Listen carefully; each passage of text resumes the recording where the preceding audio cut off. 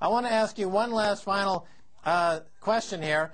Oliver Stone, I don't know if you follow his work, but he's got a film out called South of the Border.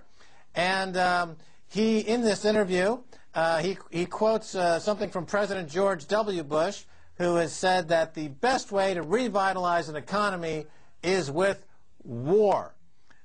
Your thoughts on that? The irony is that almost every country that's gone to war in the past has had to lose its gold. Wars cost a lot of money, and a country that wages war in the modern world is going to lose its international reserves because it costs so much.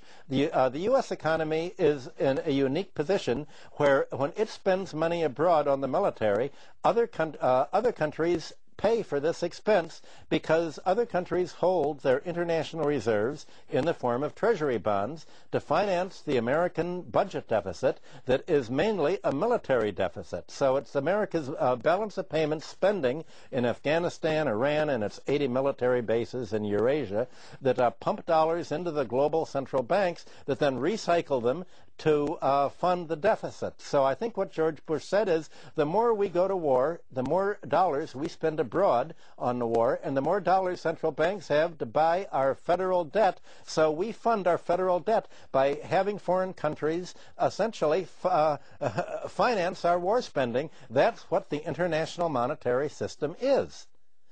It's it's a dollar system based on America's war spending. Right. The dollar equals war spending, pretty much. It's collateralized by war spending. I wrote about this. My book, Super-Imperialism, is all about this. I wrote it in 1972, right after America went on gold, and the plan then was to make foreign central banks finance America's military war spending.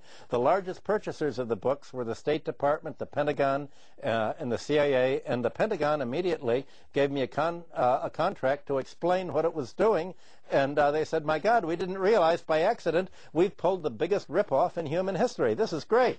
All right, we're going to have to cut it off there. Thanks, Dr. Michael Hudson, for being on the edge. Thank you very much, Max. It's been a pleasure. All right, that's going to do it for this edition of On the Edge. I want to thank my guest, Dr. Michael Hudson. If you want to send me an email, please do so at ontheedge@presstv.com. Until next time, this is Max Keiser saying bye, y'all.